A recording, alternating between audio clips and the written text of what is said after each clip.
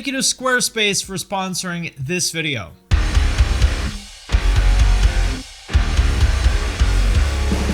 What's up, everybody? I'm Finn McKenty. This is the Punk Rock NBA, and in case you haven't noticed, pop punk is back. That's right, my friends. It's like it was 2003 all over again. Olivia Rodrigo has over 1 billion streams with her song Good For You. MGK went to #1 on Billboard with his pop punk album. And artists like Jaden, Kenny Hoopla, Willow, Ian Dior, and Maggie Lindemann all have well over 1 million Spotify listeners, playing music that sounds like the glory days of TRL in 2001 when Blink, Newfound Glory, and Sum 41 were on top of the world. And the common thread between all those artists, with the exception of Olivia Rodrigo, is Travis Barker. In fact, if you follow this kind of stuff, you might as well call this kind of music Travis Barker feature core, because he is just all over it. And in this video, I wanted to dig a little bit deeper into that, take a look in detail at what he's been up to, and talk about the larger lessons that I think rock and metal fans and artists could learn from what he's doing. Because I think the whole genre collectively is kind of sleeping on the power of features and collabs. And it's not a coincidence that pop punk is the only kind of rock having this kind of mainstream resurgence, and I will explain exactly why in this video. And if you like pop punk, pick up one of these pop punk breakdown shirts from my merch store. There's a link to that in the description of this video. So the first thing to understand is that Travis has been doing these kind of forward-thinking collabs for a very long time. It may go back even further than this, but to me, kind of the first example that I remember is back in 2002. He had a band called Transplants with Tim Armstrong from Rancid and some other people, which I remember them saying at the time that it was supposed to be drum and bass for punk kids, and I thought it was really good. You may remember their song from that one shampoo commercial. Garnier Fructis, the first fortifying shampoo with active fruit concentrate from Garnier.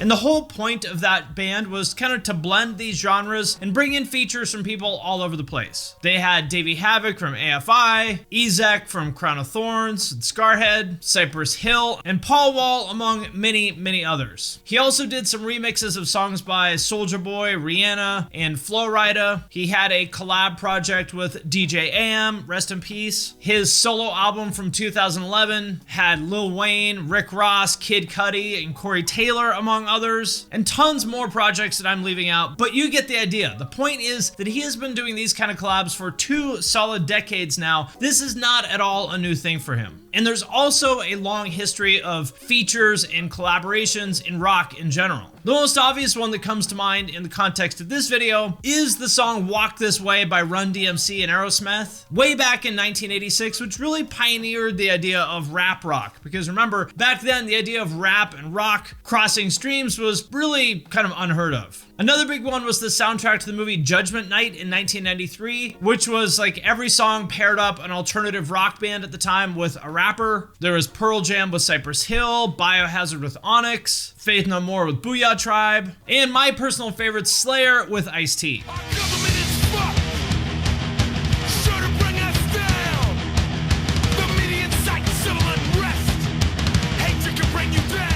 Linkin Park had the Collision Course album with Jay-Z. Limp Bizkit is another band who I think doesn't get enough credit for leveraging the power of features and collabs. Remember, they had features from Method Man, Jonathan Davis, Scott Weiland, DMX, and Exhibit, to name just a few. I think they're really the only nu metal band to do features to that extent, and you have to wonder, how much did that have to do with them being the most popular band in the genre? That said, not all of them went quite so well. For example, the regrettable collaboration between Metallica and Ja Rule, which is legitimately one of the worst things that I have ever heard in my entire life. I'm not exaggerating. Like, I am baffled at how anybody involved with this heard this song and was like, fuck yeah, guys, that's it. Let's ship it. This is great. Metallica, Ja Rule, switch, come on, let's go. So it's been clear for a long time that features and collabs are a powerful thing, both creatively and as a marketing vehicle, and Travis Barker has been doing them for quite a while. But it's really only the last 3 years or so where it just became incredibly obvious exactly how powerful this stuff was when he basically jump-started this entire pop punk revival that's happening. To me, the turning point would be late 2019, when it seems like he really decided to focus on this and take it a little bit more seriously, I guess, for lack of a better word. And this is when he started his label DTA Records with Johnny Minardi, who is a VP of A&R at Electro Music Group. He also worked at Fueled by Ramen. The guy's been around forever and knows this space extremely well. And full disclosure, I'm friends with Johnny, so I am obviously biased. Take everything I have to say with a grain of salt, but I think their results kind of speak for themselves. That summer was also when the song I Think I'm Okay by MGK featuring Youngblood and Travis Barker came out, which in hindsight, I think was really the track that was kind of a preview of everything that was about to happen. I heard that and I was like, this is a fucking great song. It kind of sounds like it's from 2003, but that's not a bad thing. That felt very fresh and original at the time because the whole like rapper turned pop punk thing was really still in its infancy at that time. Watch me take a good thing and fuck it all up in one night.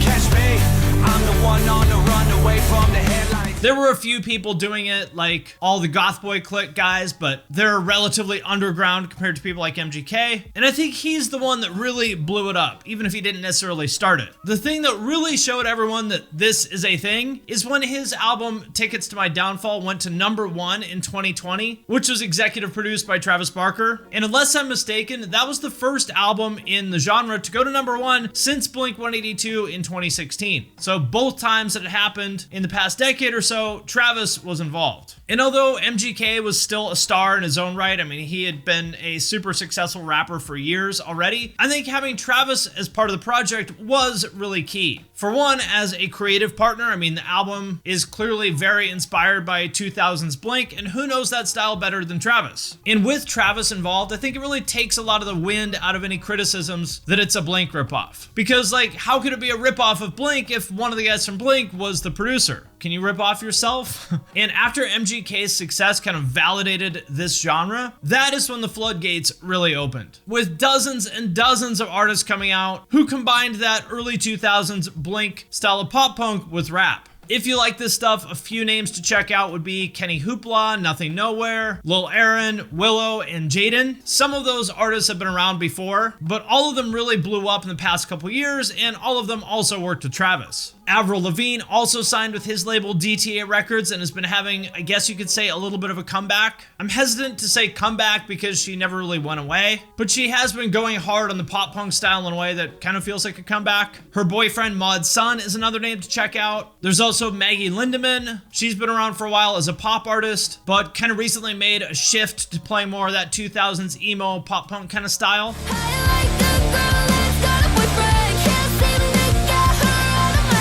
And I think she's really good at it. It's clear this is what she always wanted to do. And as much as some people want to dismiss this as some kind of like flash in the pan trend for teenagers who spend too much time on TikTok, number one, that is exactly what people say about every new generation of music. Oh, this is gonna go nowhere. This is just trendy flash in the pan. Like that's what they said about Blink and Avril. Obviously they were wrong about that, and they're gonna be wrong about this too. And number two, these artists are putting up big numbers any way you want to look at it. For example, Jaden, who I think was the first artist to sign to DTA Records. He's been making music for less than 2 years, and he's already at 4.6 million monthly Spotify listeners. Kenny Hoopla, Nothing Nowhere, and Lil Aaron are all over 1 million. Maggie Lindemann is at 6 million. Ian Dior is at 20 million. And I'm not like giving Travis all the credit for that or anything, because clearly, you know, he can only help them so much. At the end of the day, these artists have to do it themselves. But what I am saying is, this is not some tiny little niche thing happening in the underground. This revival that he spearheaded is a big deal. And if you care about the welfare of rock as a genre, then you should be happy to see this whether you like the music or not. Because a rising tide does lift all boats. Remember back in the 2000s, so nu metal and pop punk were on top of the world? Wouldn't you like to see that happen again? But what I really like and respect about this is he's not just working with the biggest names who have some obvious potential to like break out and be mainstream artists. He just works with anybody that he thinks is cool. Like he did songs with Josiah, Ghostmane, Suicide Boys, and Nascar Aloe. And clearly none of those artists have any kind of like desire to be the equivalent of like the next Simple Plan or whatever. He's doing this because he genuinely likes what they're doing and he wants to help the next generation. And so with all of that being said, my big question is, why aren't there more people doing this? Why is it just him? This is clearly a formula that works regardless of time or genre. And so before I move on, I want to take a look at exactly how and why it works. The most obvious form of this is an established artist using their platform as a way to put on and help a younger artist kind of establish themselves. Pretty much all of the recent Travis Barker features would be an example of that. Or going back 30 years now, Snoop Dogg. His career started when Dr. Dre put him on as the feature in the song Nothing But a G Thing. Or how Vince Staples broke out after doing a feature with Earl Sweatshirt. That idea of a big artist putting on a smaller artist is easy to understand, and I think it's kind of a proven template. But what I think is maybe more interesting and overlooked is the idea of collaborations between peers, between artists of similar size, either from the same genre or from different ones. This might seem like kind of a newer idea in the context of rap, but it's really not. I mean, this was a staple of 90s and 2000s R&B, like the R&B single with the rapper as the feature. For example, Jay-Z in Umbrella by Rihanna, Ja Rule on I'm Real by Jennifer Lopez, and like literally hundreds of other examples. Did you even have a 2000s R&B song without a rapper featuring? So it's not a new idea, but I would say that people have really understood it and leaned into it, especially in rap in the last 10 or 15 years. To the point where like you really couldn't imagine a modern rapper now not doing features, right? This is just part of what you do to grow your fan base if you're up and coming, or if you're already established, to like really cement your position as top of the food chain. Like when DaBaby and Lil Baby, two of the biggest rappers of this generation, finally came together and did a song with the amazing imaginative title Baby. Next up, we've got Baby by Lil Baby featuring DaBaby. Baby putting on for the city. Baby, he the realest. Baby probably got a couple million. And to me, like the scene equivalent of that was the song King for a Day by Pierce the Veil with Kellen Quinn from Sleeping with Sirens, who were the kings of like, you know, scene post-hardcore at the time. And that song became one of the defining tracks of that era for the same reason. Two people at the top of their game at the same time. I think another interesting take on this idea is the XXL freshman ciphers. Every year they pick the most promising up-and-coming rappers and put them together to do a cipher, a collab. It's kind of an event when they do this every year, and then it's also fun to look back and see what happened to the people from past graduating classes. Like my personal favorite one is from 2016 with 21 Savage, Lil Uzi Vert, Lil Yachty, and Denzel Curry. Like what a fucking lineup. And you can see why this template of like collaborations between peers is such a powerful tool. For one, just because it gives people something to talk about. 2 or 3 big names in a genre is kind of inherently just an interesting idea, right? Especially when it's highly anticipated or unexpected. Like imagine seeing the headline, Behemoth releases new single featuring Dave Grohl. Would you click on that? Even if you're not a fan of either of those artists? Fuck yes, you would. The artists cross-promote it to their own audiences. Both of them get some new fans. The press has something to talk about. Rinse and repeat again and again with more features. And you can see how it helps an artist grow very quickly. And aside from that, I think it just opens up all kinds of cool creative possibilities. I mean, that's why Walk This Way blew up back in the day, right? Because it was the first time that 99.9% of people had ever thought about the idea of combining rap and rock, and it turns out the result was actually pretty fucking cool. That's a great song. And it's also kind of the same reason that the song Baby works. The contrast between Lil Baby's really loose, mumbly kind of flow with DaBaby's like really precise, punchy kind of flow is like the perfect combination of these two rappers at the top of their game at the same point in time. And to be clear, like I said, it's not like features and collabs don't exist in rock, because they certainly do. And if you notice, the artists who do them the most tend to be the most innovative, forward-thinking ones. For example, Bring Me the Horizon did a remix of Can You Feel My Heart with Jarvis Johnson. Ollie has done features with a bunch of cool artists like Dane and Ice Peak. Courtney from Spirit Box has a ton of features. She's almost like the Travis Barker of modern metalcore at this point. Featuring Courtney LaPlante Core should probably be a thing. They want you done. They want you finished. They want you signed, sealed, and delivered. Tillian from Dance Gavin Dance has done a bunch of them. Black Bear has also done some that really took his career to the next level, like Monsters with All Time Low and Demi Lovato. And as much as I am not a fan of him or his music, I do have to give a shout out to Tom Morello's new album, where every song is a collab with a different vocalist. For example, Ollie Sykes, Eddie Vedder, Bruce Springsteen, and Dennis from Refused. So they definitely are happening, but in my opinion, not nearly as much as they could or should be. I mean, Travis is doing great things, but he is only one person in one genre. So you have to think, what if there were 10 more people like him doing the same thing, but in their genre? And just what if rap artists in general viewed collabs and features as part of their playbook in the same way that rappers do? And I think, unfortunately, the answer, once again, lies in the fact that rock is largely kind of a traditionalist genre that's kind of stubbornly clinging to this very narrow, old-fashioned kind of way that things used to be done. I don't know, man, Megadeth didn't need to do songs with rappers. If it's good enough for Dave, it's good enough for me. I think part of it is also just the general resistance that rock artists have to emphasizing singles. Rock bands are still holding on to this idea of albums, even though it's very clear to everybody else that we live in the era of playlists and TikTok, where albums, for better or for worse, really just aren't the focus. And honestly, I think part of it is just pride and ego. I think a lot of them just really can't handle the idea that putting someone else in their song might make it better or more popular. And look, I get it. You know, that may be a blow to the ego, but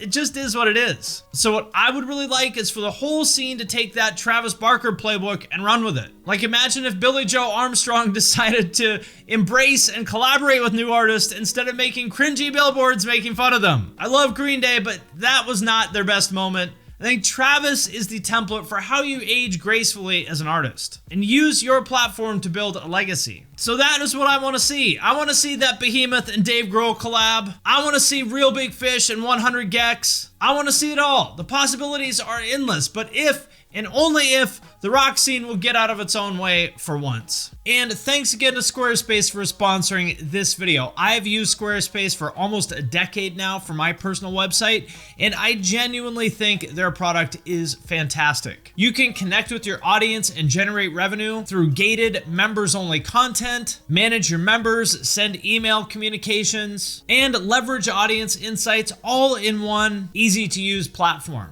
And use their powerful blogging tools to categorize, share, and schedule your posts as well. And they also do e-commerce. Just go to squarespace.com for a free trial. And when you're ready to launch, go to squarespace.com/thepunkrockmba to save 10% off your first purchase of a website or domain. I want to thank everyone who supports us on Patreon, especially those of you who support at the True Cult level or above. It is because of your support that I'm able to do a lot of things, so I'm sincerely grateful. Patrons get every podcast a week early. There are members-only private channels in the Discord that I'm super active in. I do Q&As and giveaways sometimes. There's also a way to have me review your music or artwork or video or anything else you want to get my eyes and ears on. I do those live on Twitch for patrons. So if you want to check that out, just hit the link in the description of this video. And with that, I'm going to sign off for now, but I will see you next time.